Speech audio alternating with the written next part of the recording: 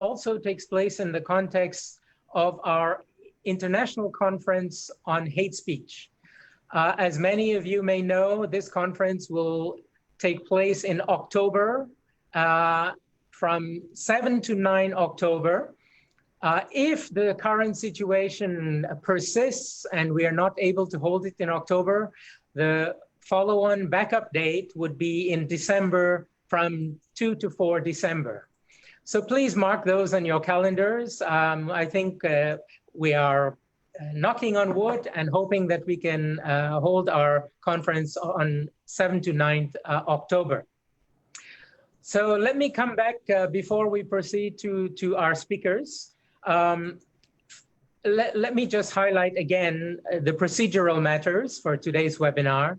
For the sake of efficiency, we are by default muting all of the videos and the video sharing and microphones.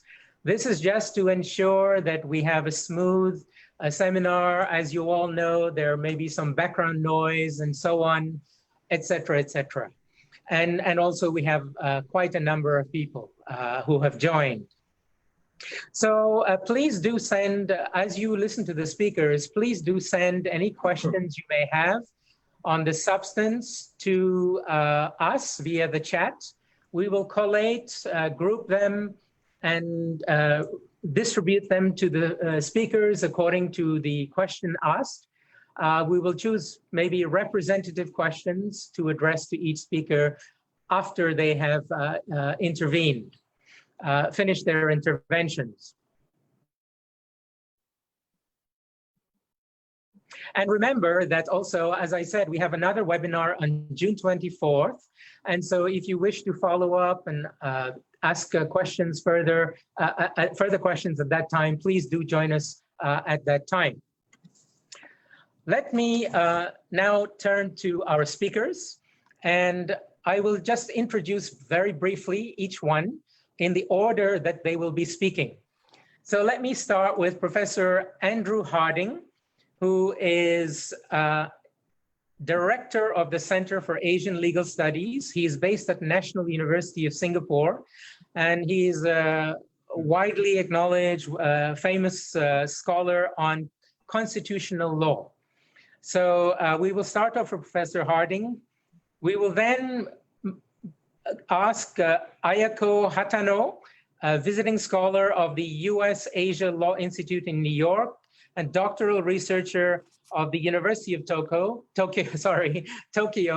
to speak on international law related issues. Dr. Harding will speak on legal matters, followed by international dimension by Ms. Ayako.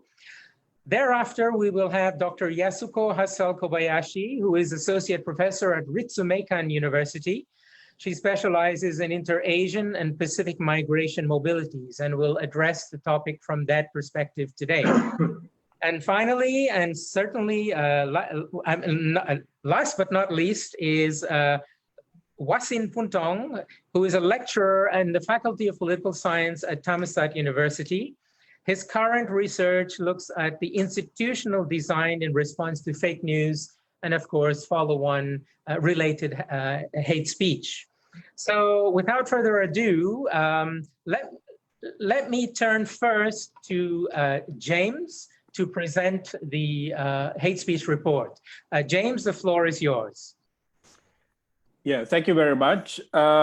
And good to have all of you here. I think we are here from many jurisdictions because we are concerned about this rise in hate speech made more impactful given the current COVID-19 pandemic. I know many of you observe these situations on a daily basis on where you are. First as a normal person, and also perhaps as an observer and a researcher. There are two things that are coming out. There's broad-based acknowledgement that there is a spike of hate speech during this time, and a lot of the spike is taking place online and over social media. And whether it's about, Islamophobia or anti-Muslim rhetoric during the month of Ramadan in the UK, or whether it's negative rhetoric against the Rohingya refugees and migrant workers in Malaysia, or whether it was initially against, Chinese tourists from the mainland and later on moving to European tourists in Thailand, and also in Singapore, the concern over, migrant workers who are, infected in the dormitories. So you have that kind of, negativity that's happening. So the response to date has been like twofold. One is a legal response, and the most recent one is, I think it was yesterday in France, where they introduced a new law where putting the buck on the technology companies to remove hate speech content within 24 hours or risk being fined up to 1.25 million euros. Or in the case of Facebook, which brings out AI as a kind of a solution, acknowledging it only works to about 60 to 70% of the time, and also some challenges that it faces when it has to deal with memes. But while this is true, I think what the report tries to do here is really to go to the basic. This report will be available to public from the middle of July. So we are using this webinar and the next one in June to kind of get feedback, but at the same time to do a final editing and tracking of the situation. And we will be emailing you links to the report, and you can also, of course, come and visit our website there. So, one of the things that we've found out, and our report focused mostly on Southeast Asia, was that there is a context to the rise in hate speech in the region. There are, and before let me just go back there on the definition part. One of the challenges with hate speech is the definition. There's no international definitions, and we have two legal experts on the panel who will tell us a little bit more. But in particular, I think although there's no international definition of hate speech, there is prohibition against incitement to discrimination, hostility, and violence. And in Southeast Asia in particular, this incitement, is often couched in national security terms. And to understand that, we need to go to the colonial past, the context in which how hate speech, came to flow. Colonialism, introduced diversity into the region. And as a result, the colonial authorities introduced a Sedition Act, and also introduced policies where they tried to keep the different communities apart. They thought by keeping them apart, they will, be less conflictual. Fast track to the post-colonial period, new governments that came over, after pushing out the colonial governments, embarked on national or nation-building projects. They took a homogenizing approach or strategy where they introduced national languages, national culture, a national costume, and so on and so forth. But as the project developed, the region also faced further diversification because, as economic growth moved forward, there were migrant workers that were needed to assist with the economy. There were strategies for documented workers and also undocumented workers. And then we had some conflicts in the region, in Vietnam, in Myanmar, and then we had, refugee movements in the region as well.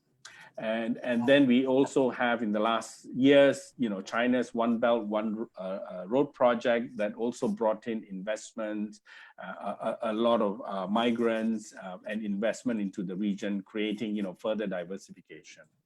And last but not least is the health crisis. We had SARS, we had the bird flu, and now we have COVID-19. And especially with COVID-19, I think it diversified the communities that were subjects to of hate speech, and these are the features that we are trying to look at. Very quickly, from our research, and it's not limited to this, but we found there are kind of 4 forms of hate speech out there that needs to be dealt with. There's race and religion, which is kind of, being like the traditional focus. We also have, xenophobia against foreign national, migrant workers, both documented and undocumented, refugees.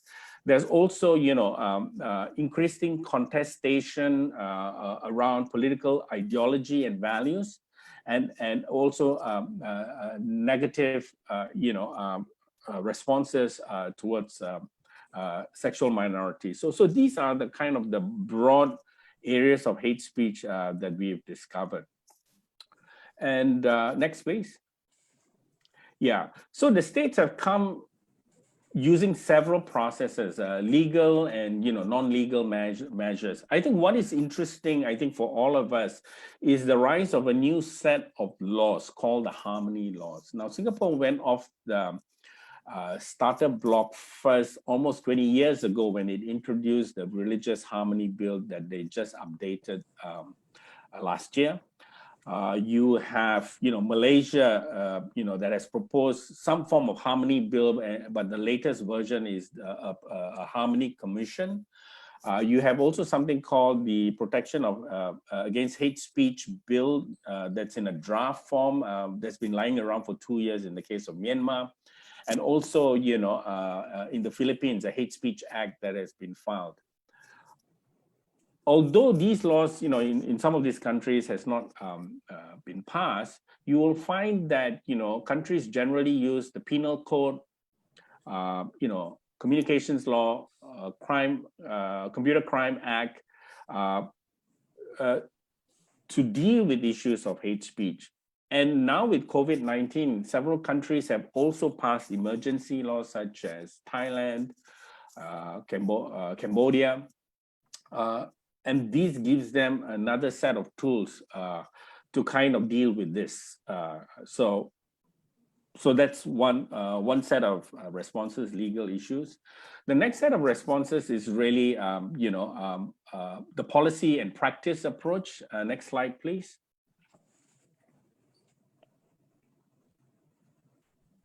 Yeah, and here you find the states have taken a few processes. There are government agencies and mechanisms. Some of the mechanisms can be human rights commissions. There are also sort of minority councils. These agencies and mechanisms are to kind of provide support and fulfill the rights of different communities. Then you have specific ethnic, racial policies. You have guidelines for religious practices. You have also language policies for indigenous communities, or also just general, ethnic communities. You have actually policies, but against, interestingly enough, actually against the LGBTI community. In the case of Malaysia and Indonesia, other countries such as Singapore and Thailand to some extent, and Vietnam, they don't take a stand. Right, and last but not least, there's also the the running of integration activities, whether it's a kind of a religious holiday or integration, religious holiday, or just community building activities. But at the end of all of this, right, what we found out was under policies and practices, some of these are discriminatory. And I think this is the challenge, and they still very much anchor, both the laws and the policies and practices anchor around the traditional identities, race and religions. They don't cover things along, LGBTI community. They don't cover things for refugees. Many of them have not signed the Refugee Convention, migrant workers, and as well as the difference, because there is hate, directed at political competition as well. Interesting enough, this is an information that doesn't come up very often, but here there's a quick overview of ICED, the International Convention for the Elimination of Racial Discrimination, you can see 7 out of the 10 countries in ASEAN have signed it, and Philippines as early as 1967, and Singapore just, in 2017. Malaysia attempted to move forward on it and was put on the back foot due to internal issues. And then you still have the outliers, Myanmar and Brunei. But still very much, if you go down, there are challenges in terms of reporting, and it's still very much framed along race and religion. And I think, other international tools would be helpful in this regard, and the other speakers will cover that. Next, please. So in short, what we are trying to say is we are suggesting that, any, approach to dealing with hate speech, need to go beyond race and religion. I mean, there's not enough being done even at this point on race and religion, but there are other issues around nationality, immigration status, political values, sexual orientation that also need to be captured in anti-discrimination laws, and also a positive enhancement through policies and practices. So our secondary recommendations, sort of go down in detail in, how some of these things can be achieved at the policy level. I will, stop here. I think, if I can confirm, this is the last slide. Yawi? Yep. Yeah, and just say that we hope to finalize the report and have that all available for everyone in mid-July, and we are grateful to be able to work with the Thai Media Fund. We will present this during our conference together with our other conference partners, which are the Friedrich Naumann Foundation and the Taiwan Foundation for Democracy, plus a whole lot of other panels such as the Thammasat University law faculty and panel partners, who are all listed in our publicity material. So I'll stop here. Okay, very good. James, thank you very much. I just want to take this opportunity, this little time here, to welcome participants, attendees who have joined in the last few minutes. So welcome to you all. And I will just reiterate what James said about this collaboration with the Thai Media Fund on this report, and on the international conference in partnership with Friedrich Naumann Stiftung, Taiwan Foundation for Democracy, and others. So welcome to all. Now let's turn to Professor Andrew Harding for his perspective on hate speech in Asia. Right, thank you very much. Unmuted, right. Okay, right, and there's my PowerPoint, thank you. Well, thank you very much for the invitation to speak to the Asia Center and everybody present, and thank you all for turning up. My brief is really to talk a little bit more about the legal issues involved in hate speech. I'll try to be very brief. James has given quite a lot of very relevant and helpful information already. Obviously, this situation with COVID-19 has heightened our concerns about the way in which hate speech seems to have grown during this period, both in terms of amount and in terms of type. So we have to consider, as I think has been raised already, which groups should be protected against hate speech. Some examples there in the slide, which I think you'll all be familiar with.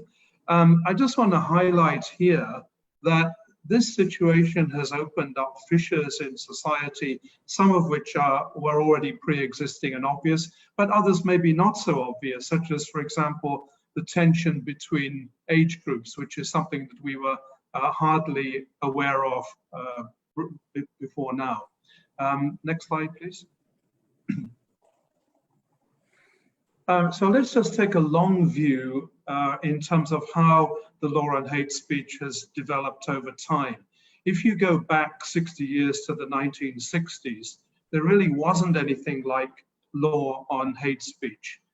The bottom line was that everybody had freedom of expression, subject to some obvious exceptions like the law of defamation.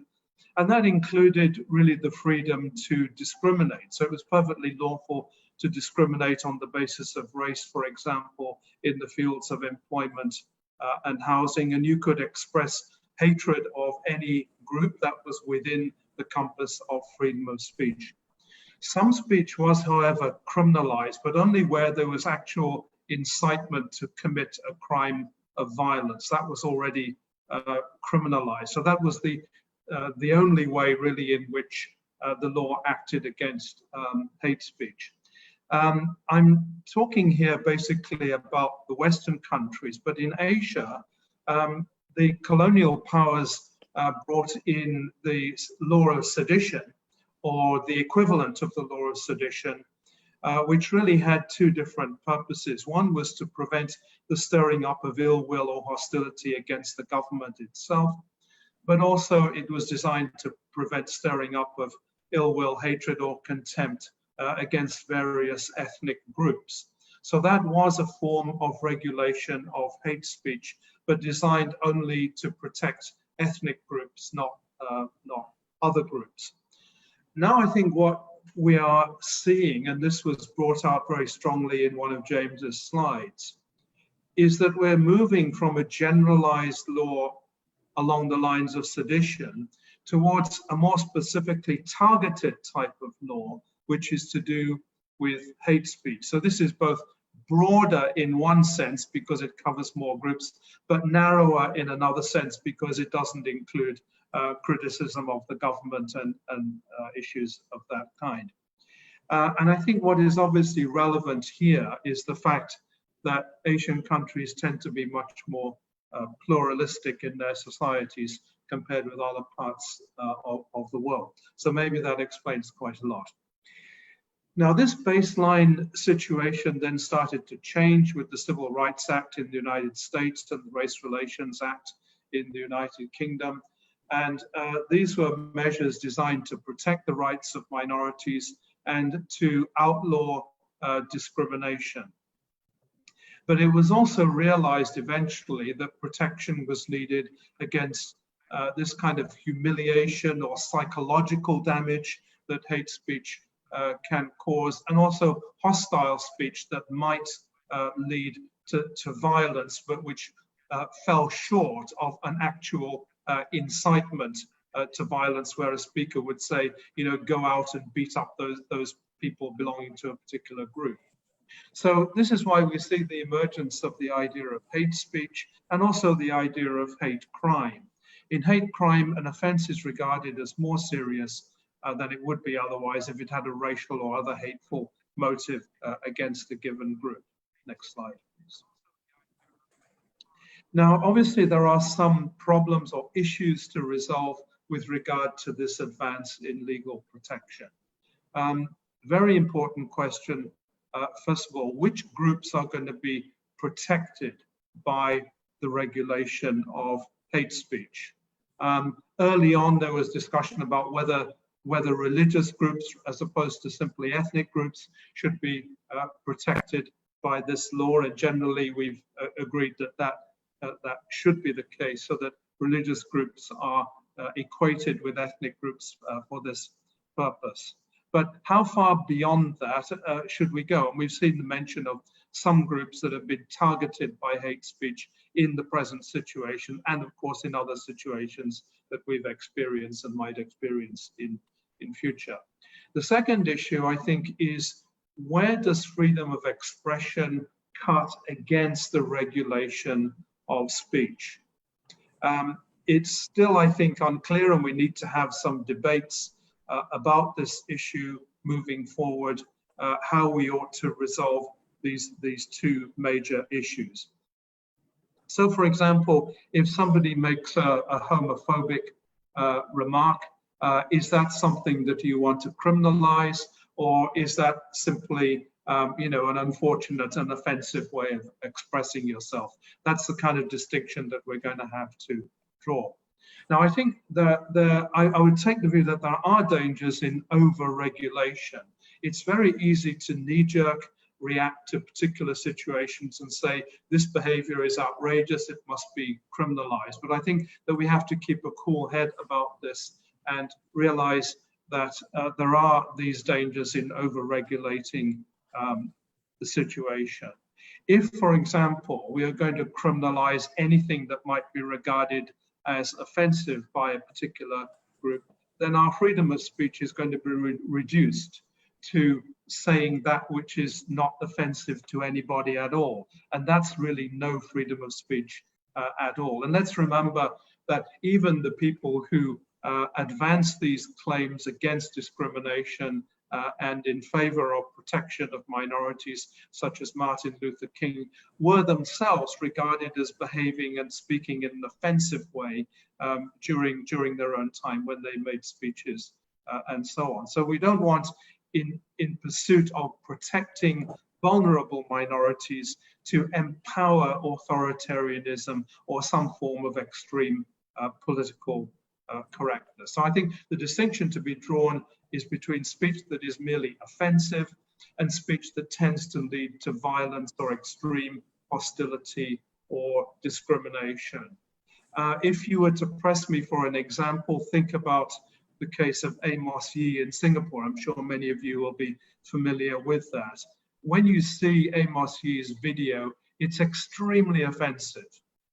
But is it something that should be criminalized? Was Amos Yee really asking people to go out and discriminate against Christians or exercise violence against Christians or be hostile towards Christians?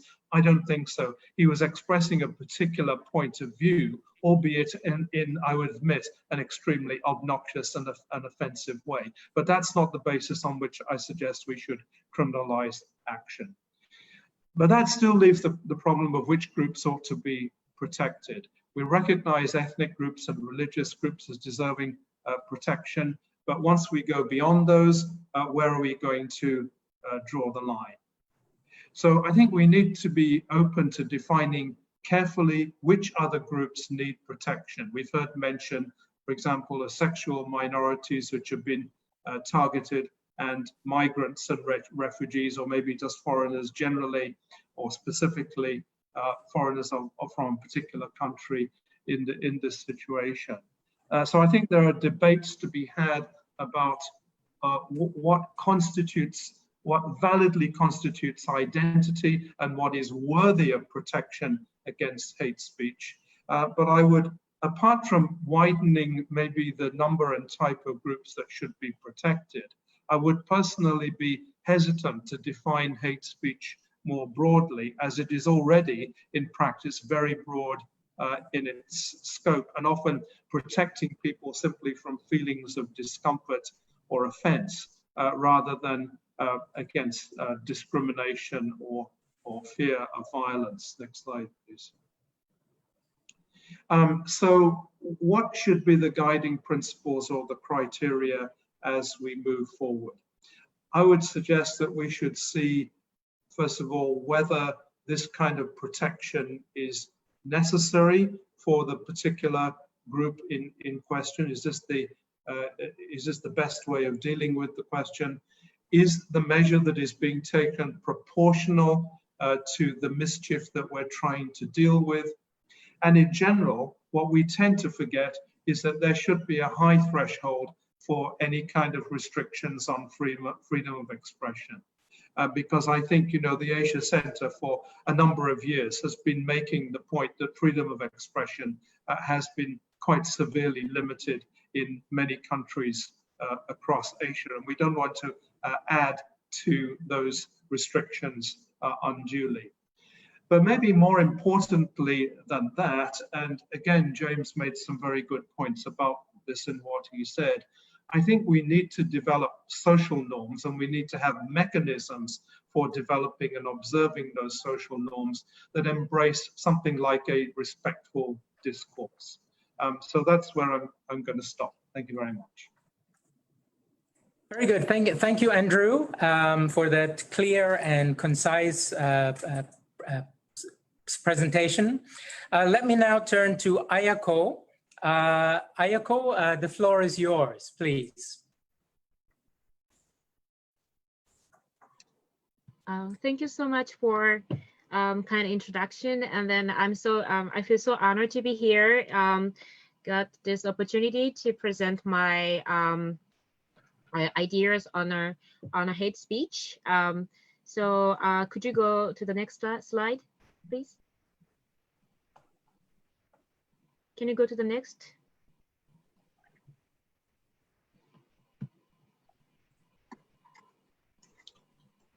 Full screen.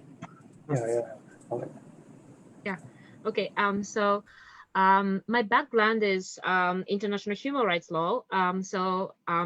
Already James and Andrew covered a lot, like a legal and social context. So I just may focus on our international law perspective, as well as how we like a new challenge in terms of the application of the international law, especially in international human rights law. So I'm sorry, I cannot see the slide, but I'm seeing my face. But is it the okay? So that slide is now shared, right? Okay, great. As we already agree, now like in this like a pandemic time, and we see sort of like a new the hate speeches has been already like big challenge globally, but now like we see our like another surge of the hate speech, and then the biggest challenge to the not only the society in Southeast Asia, but also like my country Japan, and then other places in the world. So like I just due to the time constraint, I don't think I cannot cover everything, but they just only focus on the three things: basic principles, the international human rights law on hate speech regulation, and then secondly, hate speech and state of emergency, because in this emergency, state of emergency, many countries make sort of disguise to protect. It's really important to protect the life and then health of people, but some countries use their as excuse to restrict some like human rights. And then also like the first thing is basic principles, international law on hate speech, which is I think it's covered, some part is covered in the report the Asia Center will publish soon. So international human under international human rights law, there are two most important articles regarding hate speech or hateful speech. International Covenant on Civil and Political Rights, ICCPR, Article 20 said hatred that constitute incitement to discrimination, hostility, or violence shall be prohibited by law. So those like state parties, signatories of ICCPR, I think it currently more than 190 90 countries and the signatories of this convention. So mostly it's a bit controversial, but it's maybe we could say it's like a part of customary international law. And then like the ICERD, the James already introduced it, International Convention on the Elimination of All Forms of Racial Discrimination. Article 4 asks the state party to criminalize criminalize hate speech, or but we need to be careful like in using the hate speech in an international human rights context. As James already mentioned, there is no established definition of the hate speech. So this is a and then international law, as we see in these provisions, also like Article 19 of the ICCPR, and try to balance or strike the balance with freedom of expression. So like when I use a hate speech in an international human rights law context, it is very sort of like a limited idea or scope, including especially like focusing on incitement to discrimination or hostility or violence. Please, could you go to the next slide? So at the same time in the international law, or it's not the international law itself, but it's more like a guideline of especially like focusing on how we implement the ICERT.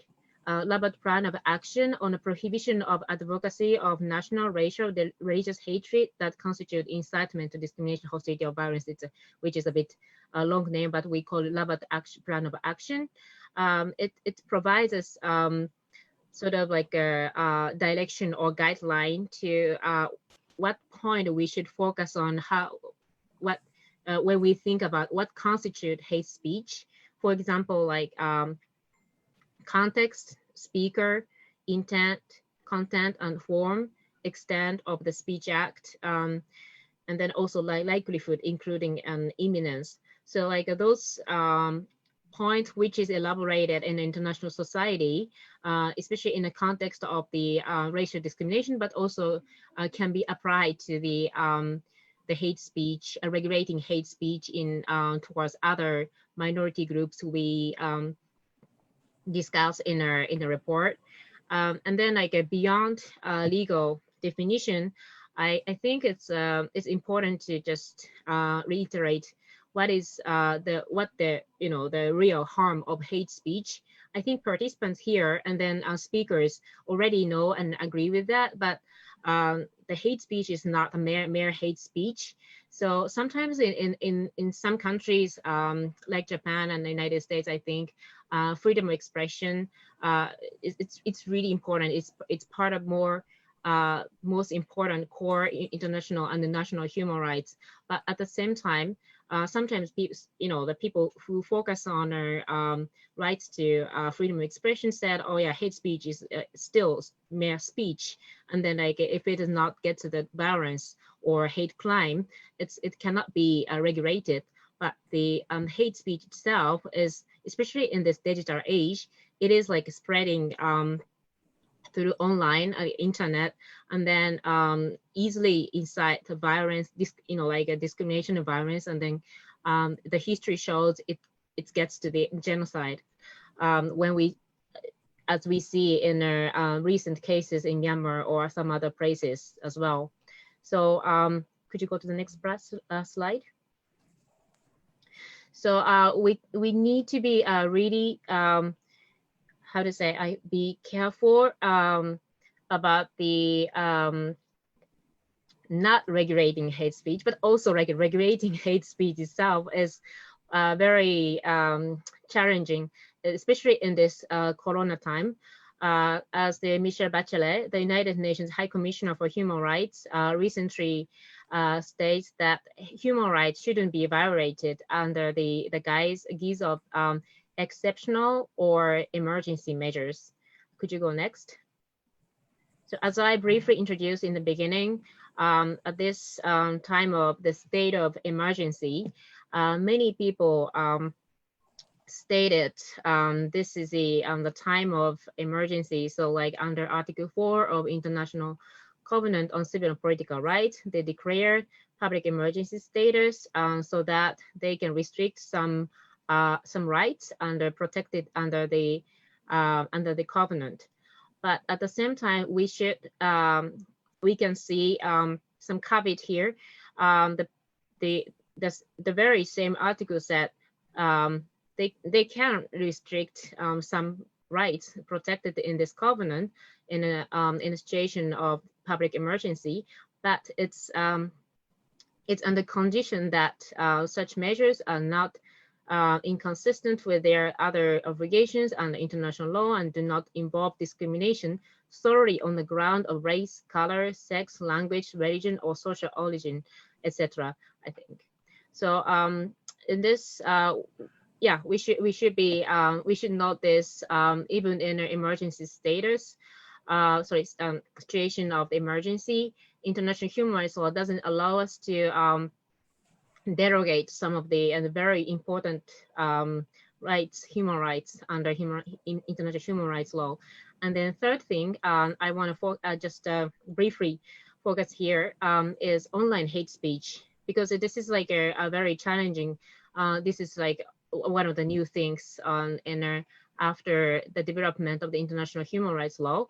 but the now there are we can see some development or emergence of the soft law. And then this is David Kay, the international UN Special Rapporteur on the promotion and protection of the freedom of opinion and expression. He recently issued the report saying online media, the regulation of online media companies is very important on the regulation of hate speech. So and then like surprisingly, actually, like Twitter and Facebook, those big media platform companies showing their compliance, their willingness to comply with the some guideline under international in line with international human rights law.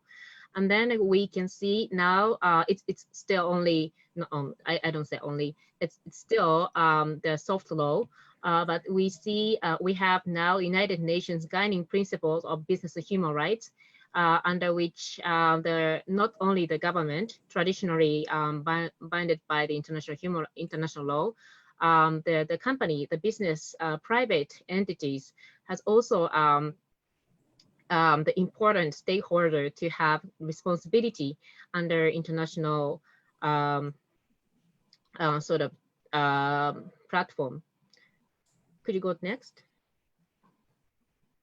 So we can see in the traditional concept of the international human rights or international law, the government is the primary stakeholder, and then like it's an obligation of government to regulate hate speech or other to protect the human rights in their own territory. But it's still the government is still the primary stakeholder or entity with the responsibility. It's not being changed. But could you go next? In this like challenging time, we see like sort of new stakeholders, not only government but business, the role of a business, as well as civil society and individuals in international legal field is like getting bigger and bigger.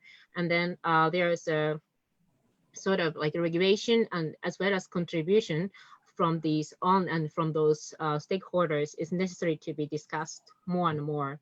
And then I just like briefly introduce the recent attempts to how we implement, like this kind of new ideas of international human rights law. The UN introduced the new initiative to fight COVID-19 misinformation verified. We should distinguish the idea of misinformation from the hate speech, but misinformation is very sort of it's a food of thought. It's related to the development of the hate speech or prejudice and the act based on prejudice. So I think this is kind of the one of the sort of attempts to how we introduce the soft law, like international human rights concept into action. And could you go next? And I'm gonna maybe like discuss a bit later about the some recent experience in Japan, but civil society contribution to implement not only the government, but also like civil society or individual commitment to implement international human rights in local context is now getting more and more important in this status situation of emergency. Thank you so much. Thank you very much, Ayako, for that overview of the international law dimension to this problem. Let's turn now to Yasuko Kobayashi at Ritsumeikan. Okay, so thank you. And I would like to express my gratitude to the Asian Center for having me, and then also to the Center Director, Dr. James Gomez. So thank you so much. And so could I see my slide, please?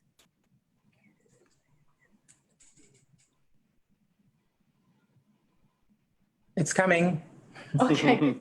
Yeah, just it's and handier. But okay, I just start and talking to the audience, and so just so I would like you to kind of like twist a little bit like your brain about hate speech right now. So we have got wonderful and three experts about like legal aspect of the hate speech.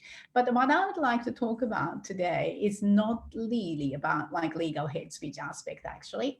And so I would like to talk about it like from a sociological perspective, because I work on the sociology and history, social history. So that instead of talking about law, like I would like to talk about how as a society for we should think about like hate speech. So could you turn to the next slide? Okay.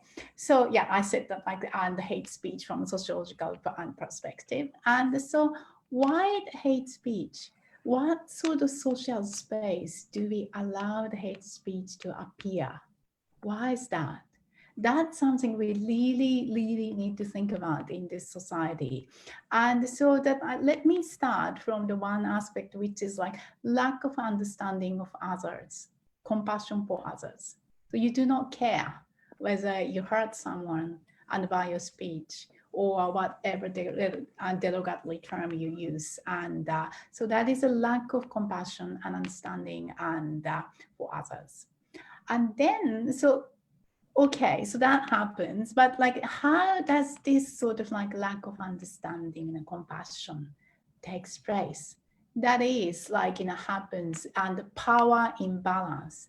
So between the powerful or slash minority to the less powerful slash and majority to minority. So that like in binary structure, I know it's a very simplified structure, but for the sake of like this talk, let me simplify this and for now. And then the directions the act always comes from the powerful to the less powerful. So that's kind of social mechanism. So let me explain a bit more and by showing sort of like this. So I was told that I have to end my talk in 5 minutes so that my talk is not long. So and just like have a look at this chart. So if you look at like your the left side, you can see the gaze. So this gaze is gaze of the power or like, or the majority. So that the power in a historical sense in Southeast Asia, that is a colonizer. So colonizer looking at like these colonized people. So that of course they speak different languages, like different skin colors. And, it's hard to make sense of them, if you first encounter these people. So it's unknown others and unable to make sense of it, because I haven't met them before. So that like this, of course, like first encounter create anxiety.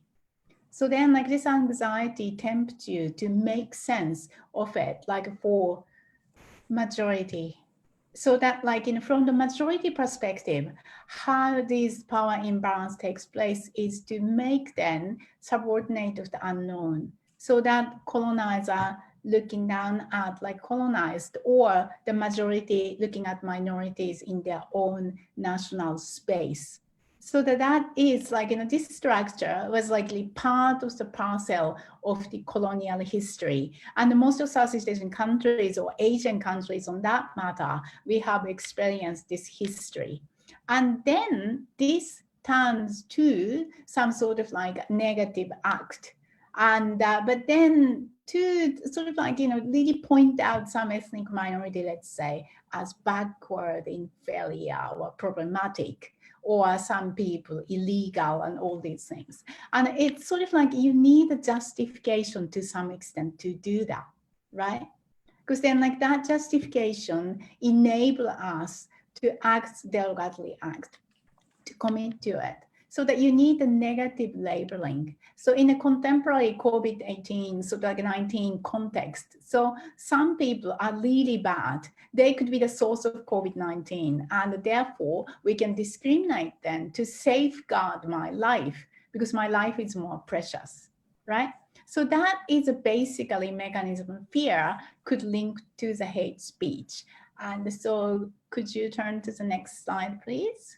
Thank you. So then if we map down this in a Southeast Asia social space, The first, if you look at like, your left side, first sort of a big orange box. So it's a colonial governance was almost always like that. That's how they control social space and hierarchy, structure, discourse, and our everyday life. And then that DNA, in fact, passed on to newly established nation states government. Right. So this is, for instance, like very famous internal security acts that still like inherited to the some like countries in Southeast Asia and used to control minorities, and it could create kind of fear as well. And then in that sort of like in social background, we have got less diversity. Less diversity, by that I mean, I'm not saying Southeast Asian societies do not have enough gender, religious, cultural, linguistics diversity, ethnic diversity. On the contrary, Southeast Asian societies got very rich, sort of like, the diversity in every sense. However, that diversity is articulated in a much controlled manner, so that like you can't really sort of like, express like that diversity as you wish or freely. So that like this majority minority classic mechanism still with Southeast Asian society very much even today, and after like several decades of the independence. So, and what makes worse is that in addition to this classic mechanism, we have neoliberal new mechanism and kind of like started. So that as we all know, neoliberal global economic policies actually tear the society into pieces, divided society we have now. And then in this sort of like a divided society, we are kind of left as atomized individual and then exposed with very harsh economic, political, like social cultural reality. And then like we are expected to take care of ourselves, like that's part of our responsibility. So that our, for instance, like, it's like a neoliberal policies transmute our sort of like wealth into our merit, and then our sort of poverty into failure. So then if you are living in that sort of like social milieu, it's almost really difficult to create like social compassion for others. And then like that's more important thing is to protect yourself and against sort of like, upcoming crisis or just the social danger.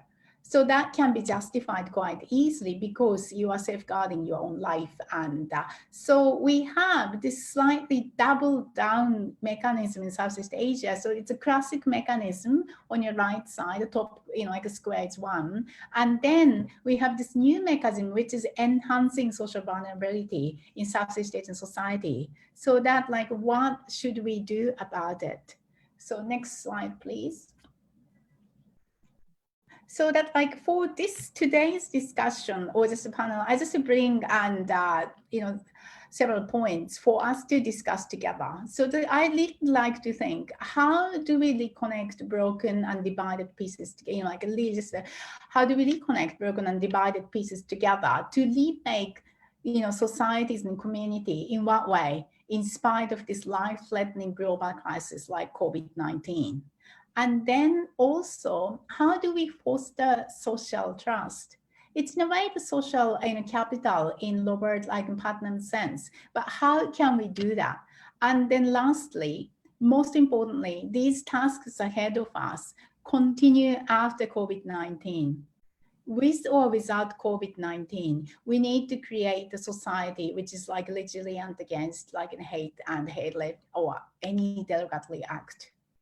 So that like, the issue we are dealing here today is that much bigger issue and much more important issue than COVID-19 and hate speech kind of thing. It is about the question and put in front of us by COVID-19, what sort of society do we want to make? So on that note, I would like to stop my talk. Thank you so much. Thank you so much, Yasuko, for your interesting presentation. And let's turn now for our last topic to Ajahn Wasin. Please, the floor is yours. Thank you. I'm honored to be a part of this webinar. Due to time constraint, I think I will start now. Thailand has seen a widespread use of politically and ideologically based hate speech for quite a long time. In Thailand, it is not just about xenophobic hate speech that has been intensified during the spread of COVID-19.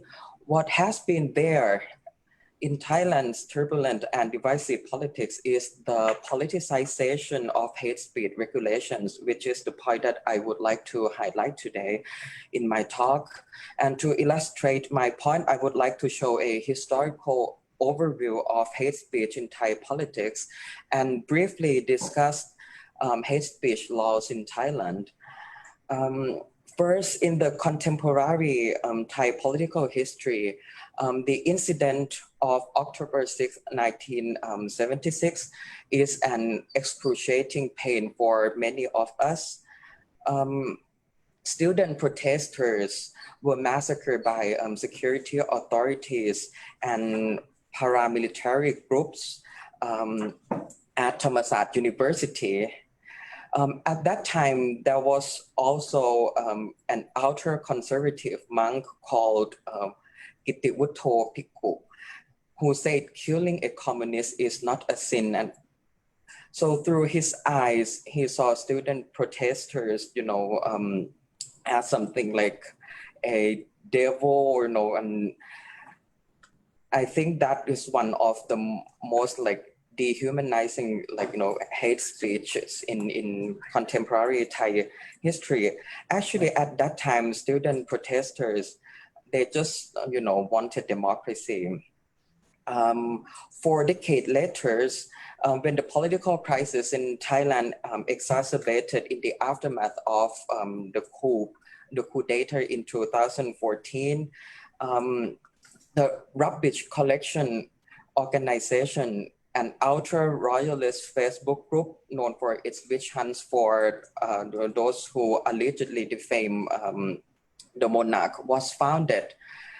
I think that was, kind of bad sign of hate speech development in Thailand. And recently, Prime Minister Prayut Chan-o-cha appointed its founder as, member of COVID-19 advisory committee.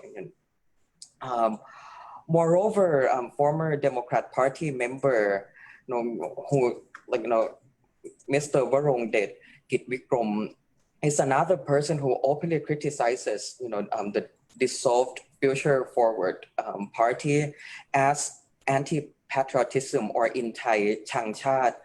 Although his Facebook posts, minimally exhibit elements of hate speech, the consequences of his activities are greater, I think, because his move reinforces the politics of hatred in Thailand, as it further instigates certain people to join chorus in bombarding hate speech against, the dissolved Future Forward party leaders and their affiliates.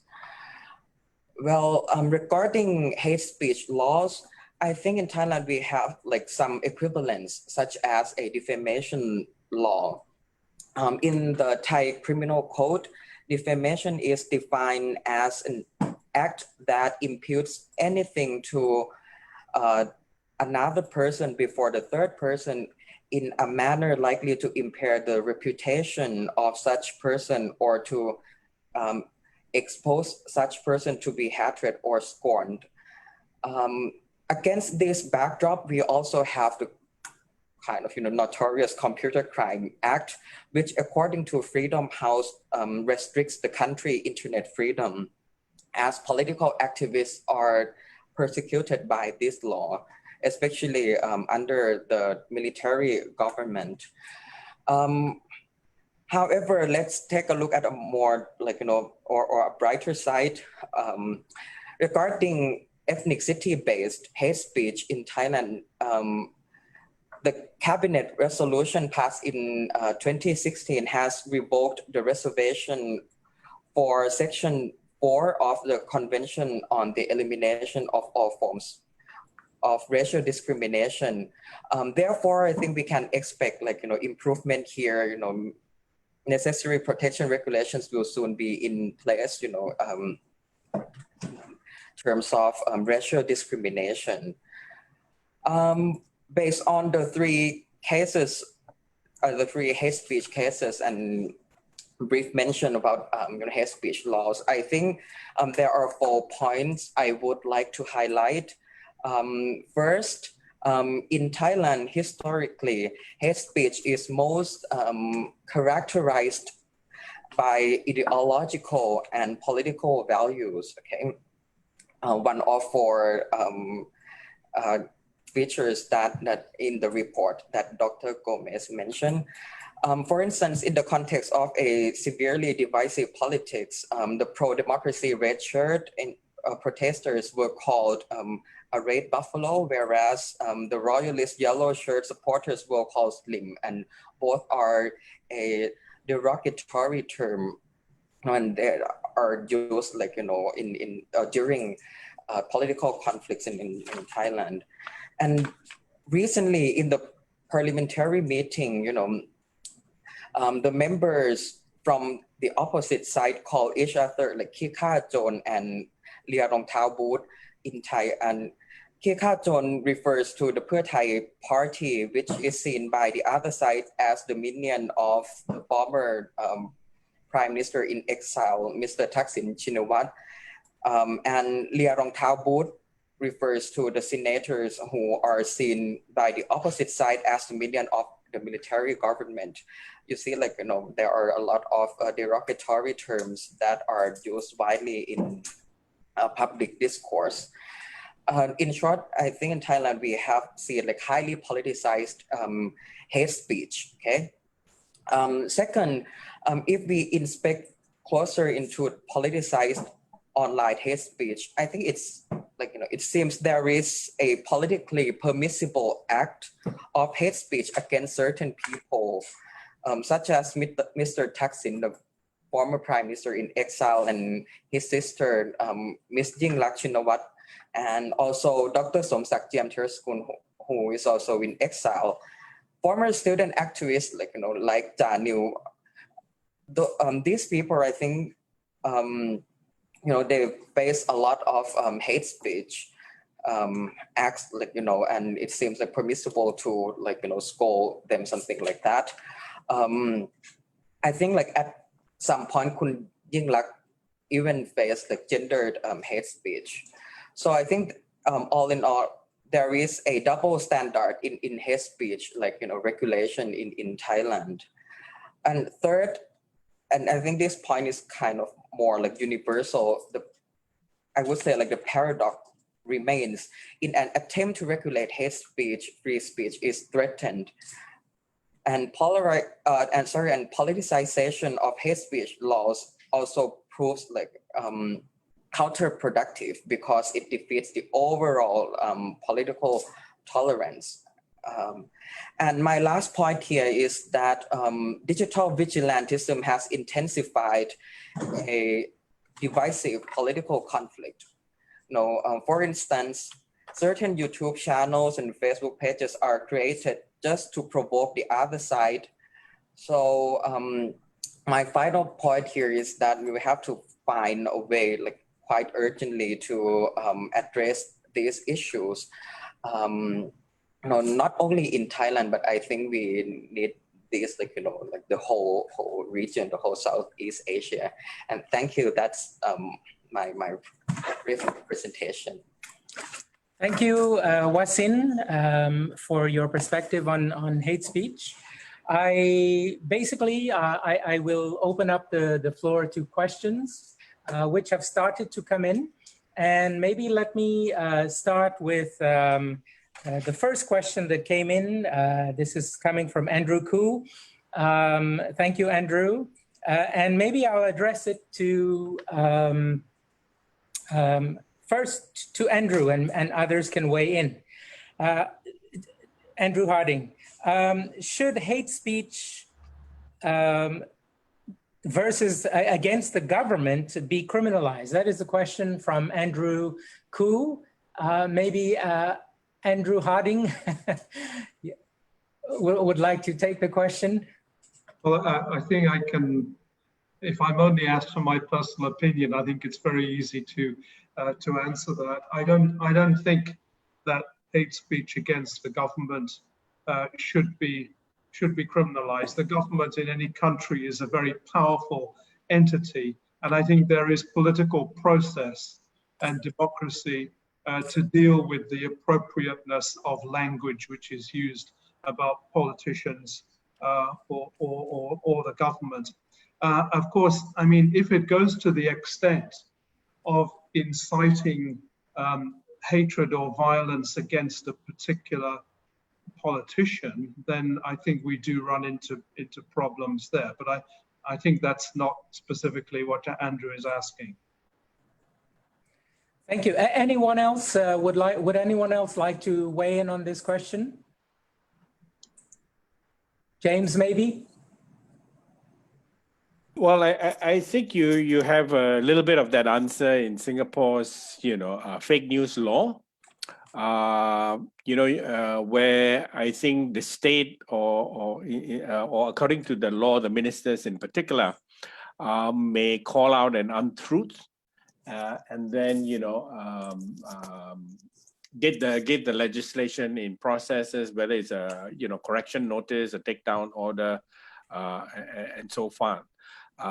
This is a pattern that has been emerging, mostly leveled at opposition parties and politicians, alternative media, as well as civil society actors.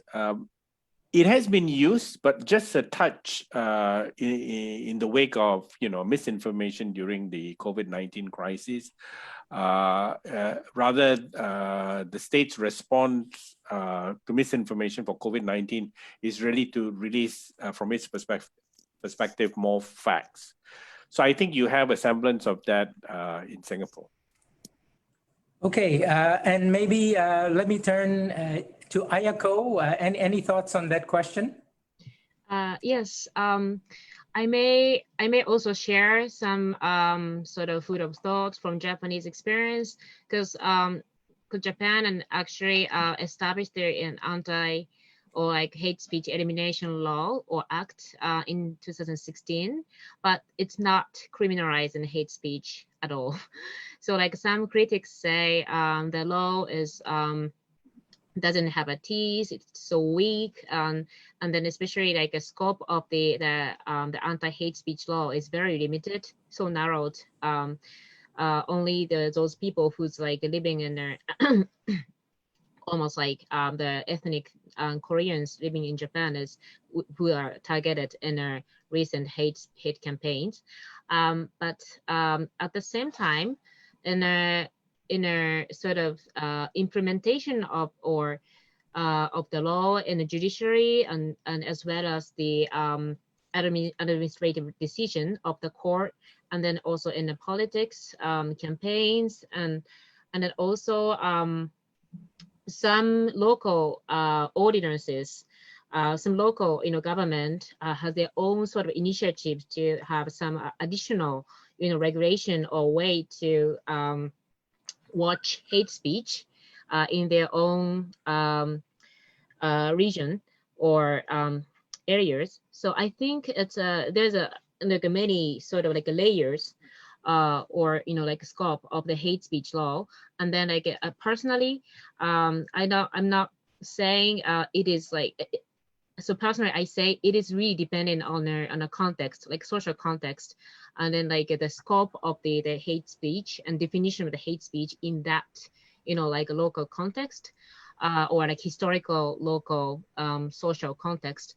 But in a case of Japan, even though national law doesn't prohibit or sanction hate speech, there are many initiatives depending on the necessity of the specific region or society. So I think prohibition of, if it is a democracy under democratic procedure, and then people wants to push some sanction in a very limited manner, and then very through transparent and accountable process, could be prohibited or criminal sanctioned by the law. Okay, thank you, Ayako, for your insights. Let me turn now to a second question, or another question that came in, a particularly interesting one, and that relates to the role of nationalism in relation to COVID-19, the role of nationalism in spurring hate speech or unsavory speech. Maybe I might direct that one to Yasuko, if you might touch upon that. Sure. It's a really kind of thorny problem, and thank you so much for bringing this question, and it's really important question as well. But we are now living in a kind of globalized world, and so that means we have almost every country has got migrants and who are not sort of citizen or national of a particular country, and but much more diverse population we have. So that as much as we understand the nationalism, and then COVID-19 sort of cry for the strong government control, all these things connected to nationalism quite promptly, but we really need to sort of tease this one out.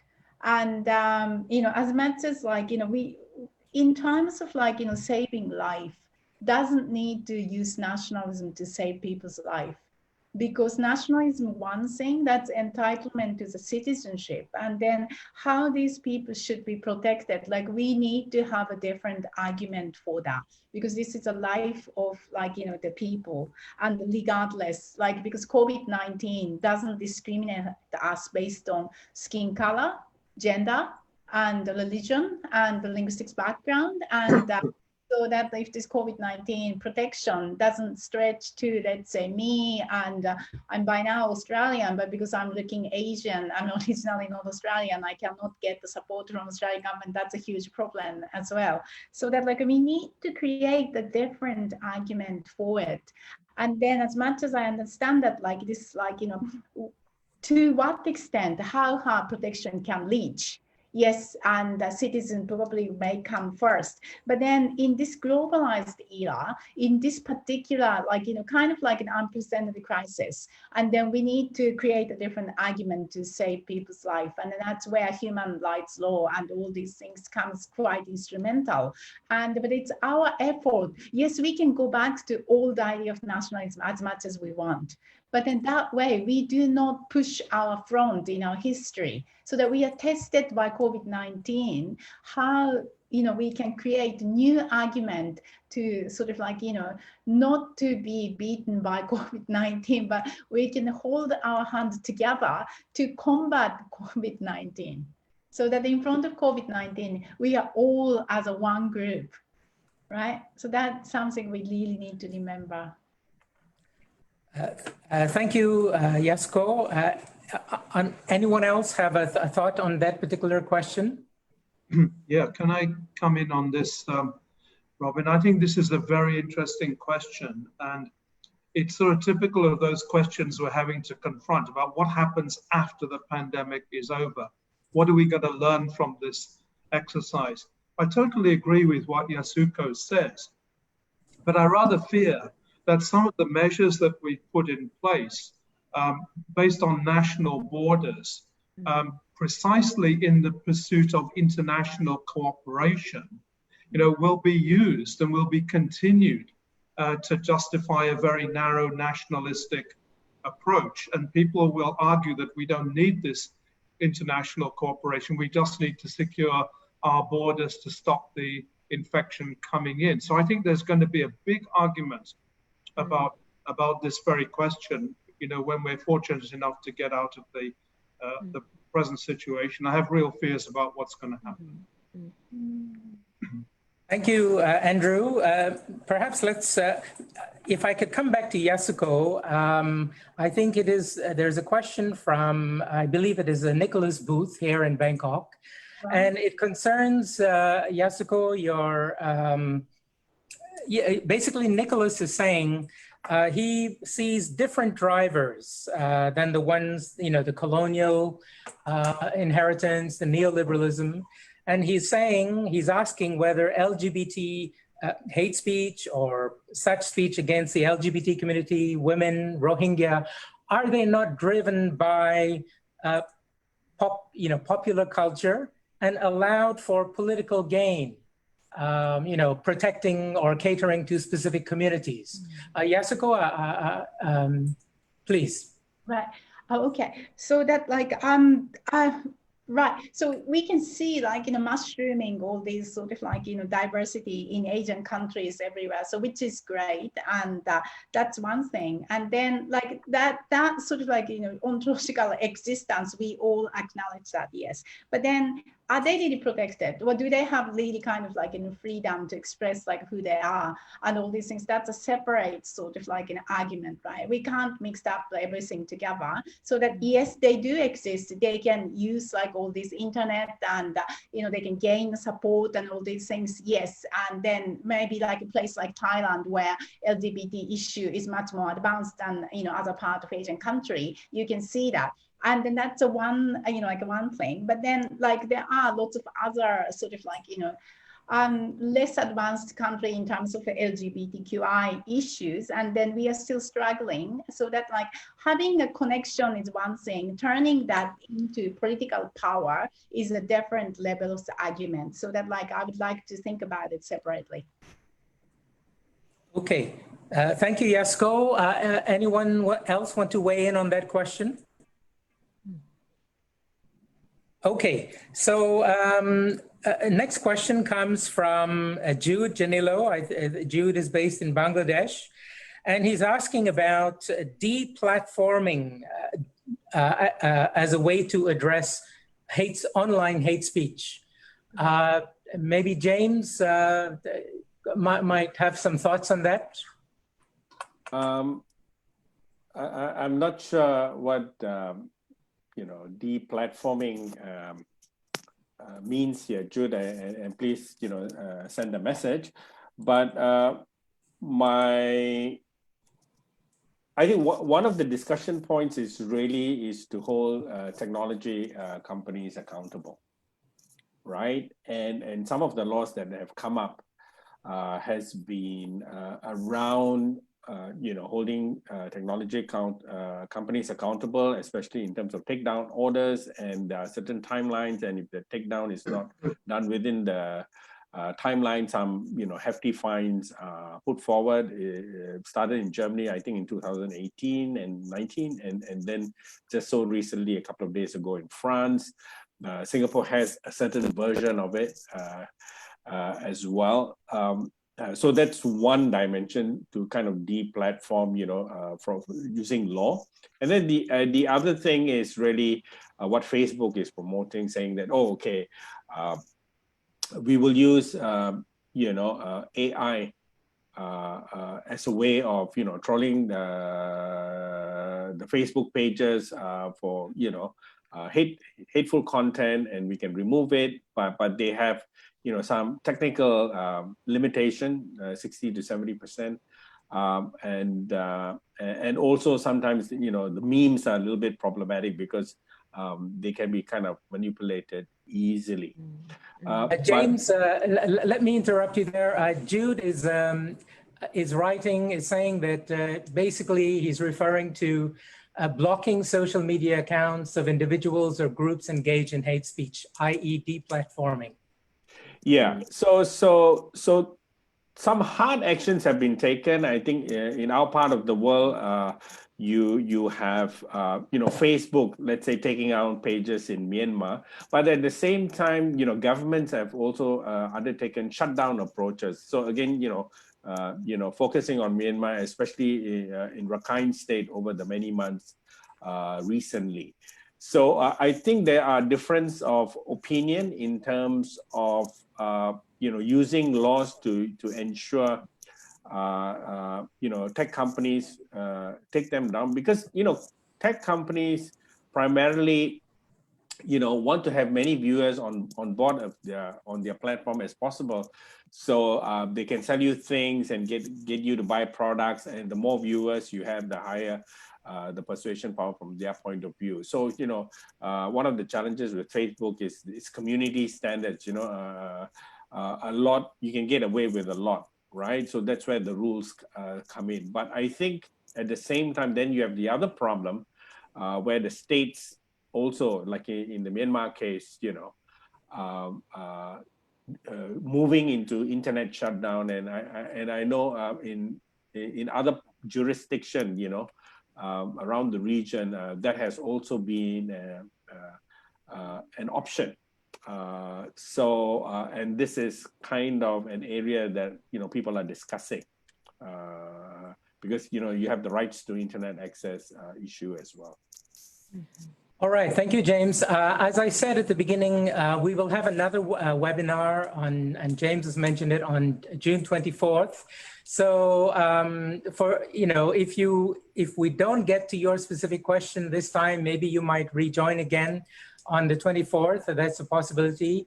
I note this in the interest of time. We have maybe 6 minutes or so before the end of the session. And let me get to a question that came in earlier. And James, this is addressed to you.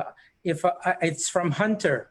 Why has the draft legislation been stalled in Malaysia? I think you mentioned something about that. And I'm going to rope in Andrew.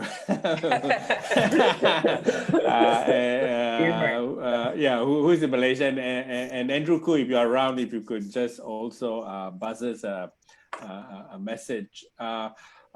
What I understand is there were several alliterations. I think they were going to use bills, laws, and then it kind of evolved into a commission. And then you have this change of government now. So a lot of things are stalled from that point of view. So, but James, I'm sorry, let me interrupt you. Hunter was asking about Myanmar. Oh, I see. So he's talking about the hate speech bill there. I think the bill was drafted, and I think civil society also had a response, but it's just that we don't hear anything about it. Civil society activists who wrote a response to the bill to try to put their inputs are equally kind of mystified in terms of where it is. The only thing I can flag is if you look at laws related to hate speech and fake news, as far as Southeast Asia is concerned, there tends to be a pattern where a lot of this is activated just before elections, and is also used as a political tool. So the one thing that one can look out for, if it's kind of re-resurrected, suddenly and quickly in the run-up to the Myanmar elections in November. I mean, it's still early days. We are in May. The number of infections and around the pandemic are still seen as low from the Myanmar perspective. So we still got about 5 months to go. I think the window is between June and July, when they traditionally actually announce a nail down date 3 months before November. So we will get a sense whether the election would be on track. So far, it seems to be so. They have not introduced any sort of temporary measures like in Singapore to see how they would run an election during this period. And also if there will be any other laws, to deal with issues, especially around hate speech in the run-up to the elections. Very good. In the remaining few minutes, let me just at least mention a couple of thoughts or questions that came in for the record. Does COVID expand? Did COVID expand or expose existing hate speech? That is one question. How do we categorize hate speech, especially in diverse societies? That was the specific question. And what are some of the best practices to solve this problem? So I wanted to at least mention those questions. And maybe in wrapping up this session, I will turn to Ayako. You have we have Salt, our friend Salt Takahashi in Japan, who is asking about the Japanese hate speech law. He says it's a very interesting case. example, because it explicitly excludes from protection people who are. Sorry, so. Sorry, go please, Yaoi, go back to Sol Takahashi. I'm just reading his question. Yeah, so it explicitly excludes from protection people who are not in the country lawfully. So it is very problematic in that regard. Any thoughts on that? Yes. So yeah, thank you so much for the question. It is very important aspect, like, because we've like discussed about the scope of hate speech and hate speech law itself, and in various contexts. And in a context of Japan, I think it is very problematic. The scope is extremely narrow, and especially like because it's only like includes those who living in Japan like legally.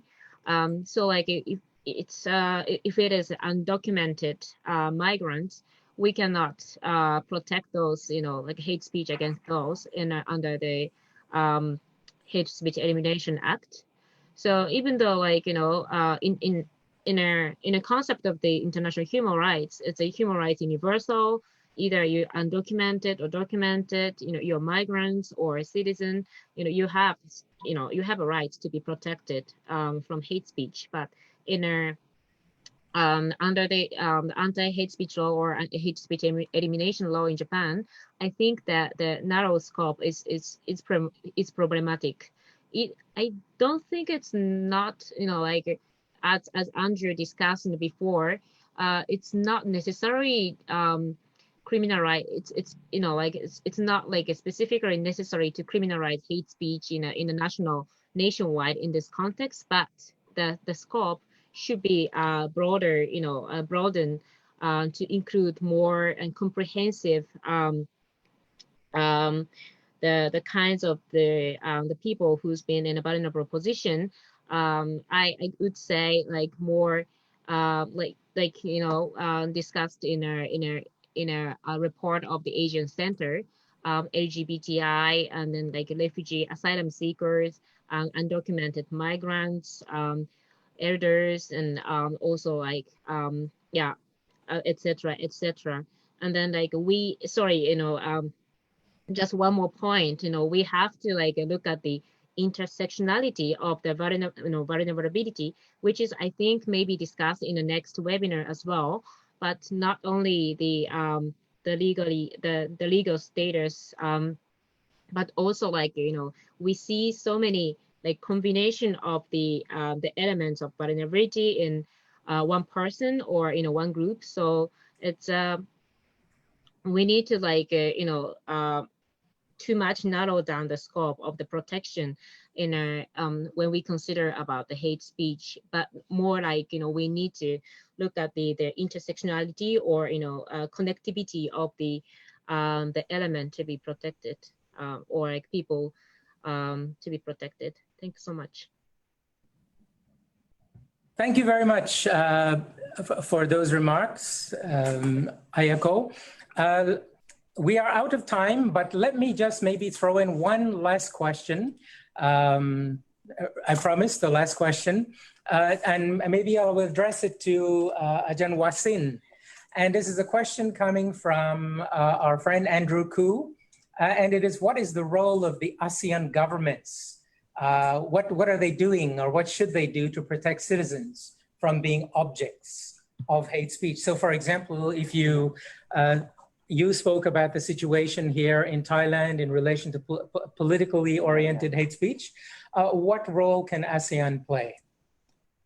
Well, I mean, right. I mean, in Southeast Asia, I think like it's very difficult for ASEAN to interfere in like domestic affairs. That's always the answer. Yeah, that's always the answer. And I think that's kind of like, I think no government would like allow like ASEAN to like really like intervene in this matter as well, I think.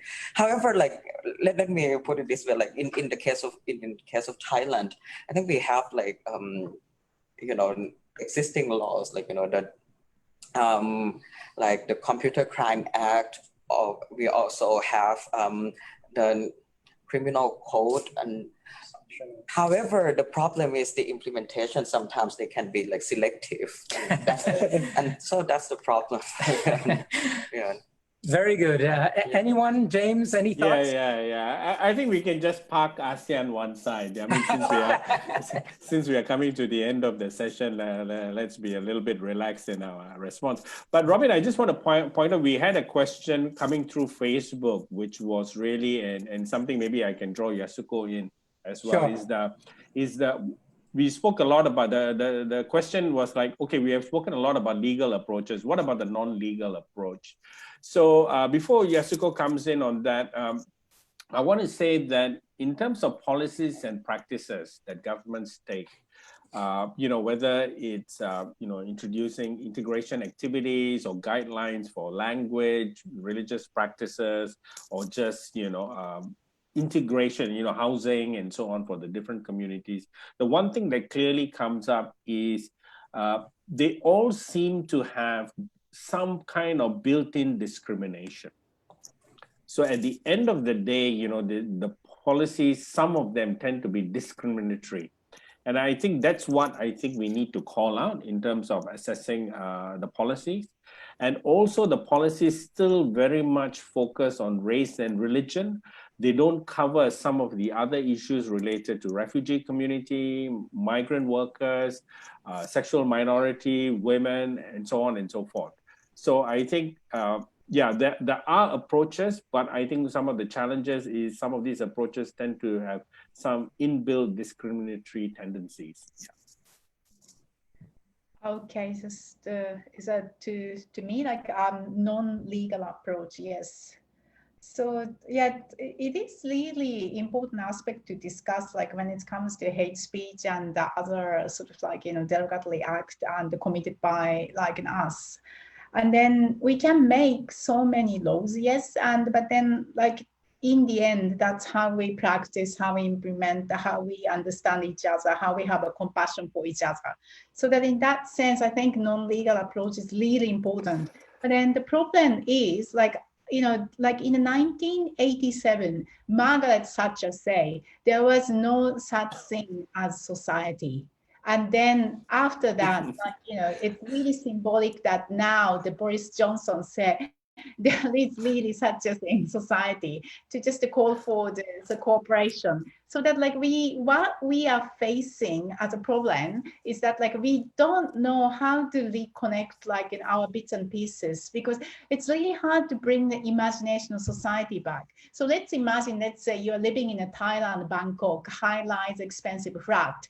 And then do you know your neighbor's name? Do you know who is living next to you? Do you say hello to them? So that we don't care. And so in that sort of milieu, like how could we remember what was society was like, right? And of course, and probably, and it's related to the Nicholas's question as well. So just, well, we do have LGBTQI networks, and we have like, sort of NGOs, and yes, we have, and then we can use internet and platforms. But then what rebuilt by COVID-19, is that not strong enough for us to fight against COVID-19, protect us from all these unprecedented crises? And then like a crisis will continue, because I can say that from my Australian experience, because we had a bushfire, during Christmas and New Year. And then we just like, it's all done. And then the next COVID-19 came. So the climate change will bring like an unprecedented like a crisis, like quite a lot, like from this point onward. And then every time, if we just only wait for the government to act for us, that could be too late, right? Australian government really didn't do well to cope with bushfire. And then everyone had to suffer from it. And so, like then after that COVID-19, so that they didn't want to get criticized, so that like response was quick, but then not always like that. So if you look at the Japanese government, how slow it was in responding all these COVID-19 crisis issues. So that like we need society itself as well, and to be able to fight against it. So how? And then that's the biggest point, we don't know. So just, I honestly feel I don't know. and then how we can do that. So that like I would like to revisit like this time as a scholar, and then to collect like what sort of like, you know, like non-legal approach to fight against COVID-19 hate sort of like speech, and what effort taken by the community network.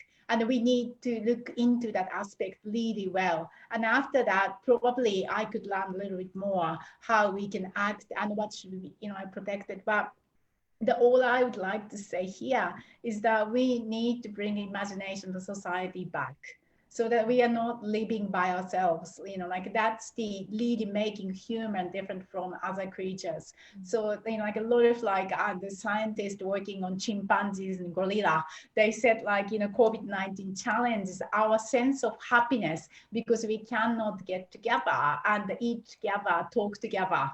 And so that like we need to be connected. That's our sense of happiness as well. How? And we need a very democratic discussion. But yeah, just I would love to think about it like, you know, with much wider audience. We researcher has such a limited capacity. We can't make this happen by ourselves, but we need a cooperation from the government. Like if I borrow the Ayako's like a table she presented, it's international, needs to be, and it's like government and civil society and us researchers and citizens, everyone. We need everyone's endeavor to make this happen. So that's my response.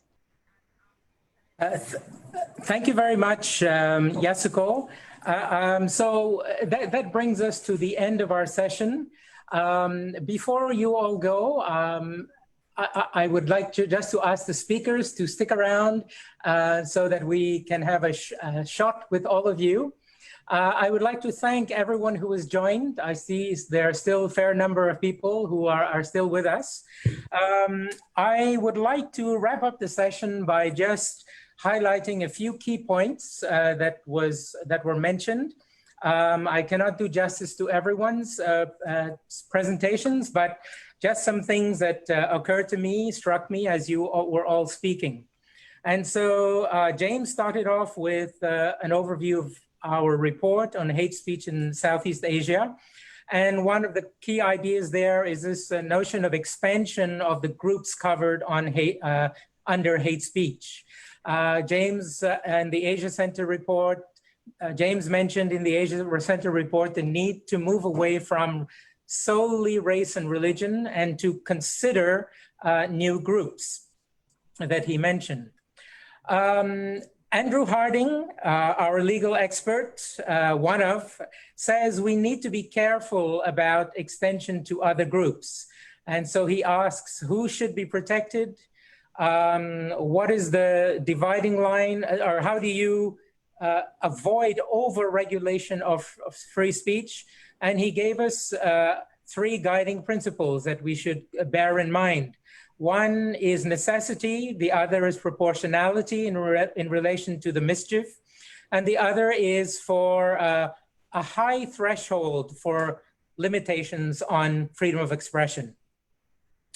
The third broad point is these dilemmas. Ayako tackled this particular dimension. These dilemmas are playing out at the international level. So we heard about the action plan of the UN Secretary General to address hate speech. Ayako and James mentioned the ICERD, elimination of racial discrimination, the Rabat Plan of Action, and she mentioned the ICCPR, Convention on Civil Political Rights. And that convention, under that convention in particular and others, there is of course the important discussion, important rules, if I may put it that way, on to what extent can rights be limited. And so we have to pay attention to that as well. Yasuko spoke of resilience, the intolerance of the other, and linking up with what I think we were saying in our report, James presented earlier, is this idea of colonial inheritance, transference to independence, majority-minority perspectives in new so-called nation states, And she mentioned the need to foster social trust, to come up with solutions to that. And so the last point I will mention in relation to social trust also is Wasin's discussion of the need for a less polarized politics in Thailand. And how do you achieve that? Do we need to, for example, revisit or examine the role of political parties themselves in fostering this kind of speech? And finally, how do we overcome this idea of this notion of what he mentioned is politically acceptable hate speech? I think that is a key challenge here in Thailand and elsewhere. So with that said, that summary, I would like to thank everyone, and we look forward to see you all again in the second webinar. And yes, thank you. Yes, so the speakers, please stay online so that we may have a picture. And we need to include Ajahn Wasin. Come. Okay. There, okay. Already in the. Oh, there he is. Yeah. Thank you very much. Right. I'll smile. Smiles. Okay, I'll count. Okay. 3, 2, 1. Right. Thank you. Right. Thanks, everyone. Thank you. Thank Bye. Bye-bye. you. Bye. Thank you. Thank you. Yeah.